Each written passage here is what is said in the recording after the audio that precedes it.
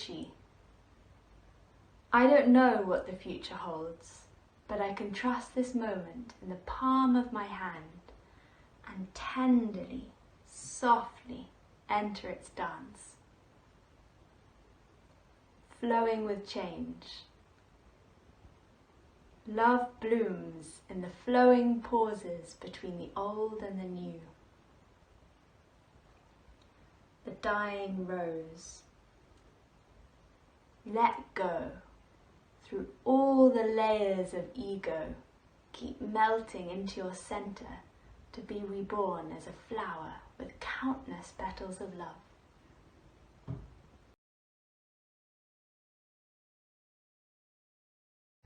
Woven into my heart is the story of timelessness.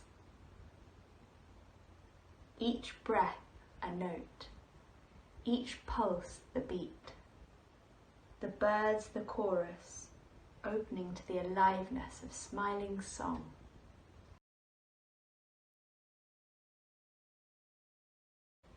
The sky falls onto the mountain,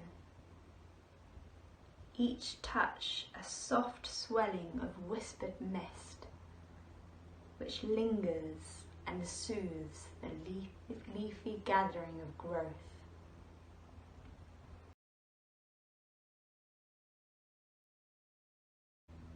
Black-winged softness, pausing on a rock, opens to the light, white arm of cloudless flight.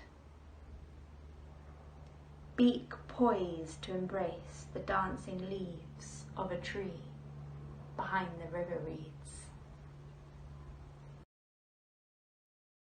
Yeah, I'm really excited about poetry in general. I've been inspired from a young age by a few different poets, by Alice Oswald, who's a Devon poet, by David White. I used to read a lot of T.S. Eliot, and yeah, just really diving into also the haiku poets recently, which I really love the simplicity of their form. And my journey with poetry began, I guess, when I was young, but it's only just flowered and bloomed in the last year, where I've been training as a Tai Chi student at the Happilization Centre in Spain under Master Choi, and I've been slowing down even more with nature through the practice, and had the opportunity to dive into poetry and all that flowers with it. And I've written a book this year, which a few of the poems I've read have been from. So it's been an amazing journey compiling that. And I hope to just continue writing poetry and continue deepening and simplifying and immersing more in nature, slowing down more with Mother Earth.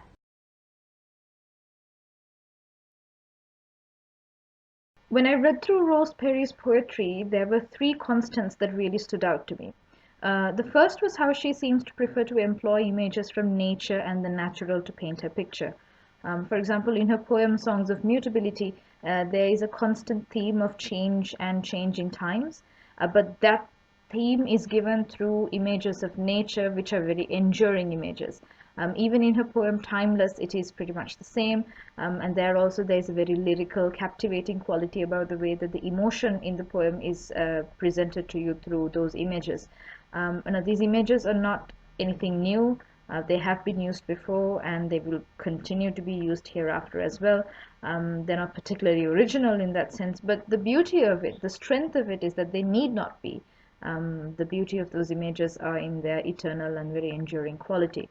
But in Winter's Mist, there was one particular image, the image of the sky falling onto the mountain, which I thought was very powerful, and was perhaps the most effective image I felt out of the entire lot that I read, because it manages to convey both power and beauty in one fell swoop. And in her poem Dragonfly and the Eagle, I really like the way that she has played with lights, with light and dark actually, and opposing colors. That juxtapositioning is both contrary and harmonious at the same time. A very curious trait of nature that she has managed to capture in that imagery. So her preoccupation with nature and natural imagery, it really shows where her aesthetic as a poet is, and what captures her fascination, and what gives her poetic inspiration. The second constant that I found is how she prefers to keep things short. Short but by no means simple, especially in terms of the emotion that it tries to convey. For example, in her poem Songs of Mutability, the poetry, which is divided into three sections, are each made up of a single sentence each. And in Winter's Mist also, the entire poem is a single sentence. So the reading of these poetry then becomes very seamless, and the message that it's trying to convey, the emotion rather that it's trying to convey, also comes across to the reader fairly seamlessly. Um, in Timeless, for example, the poetry, the lines are made up of very short bursts, and she keeps it fairly simple and accessible, but without compromising on the emotion that it conveys, which I thought was really interesting. So it's short, but it doesn't compromise or in any way pull back the emotion that she is trying to convey. And the third constant, that brings me to the third constant. The third constant is how all of her poetry seem to have a very ethereal, ephemeral, but ethereal mood and tone to them. And I also feel like her poetry relies very heavily on the reader's capability to empathize with the emotions that are presented in the poem. It really relies on our ability to tap into those emotions as a reader.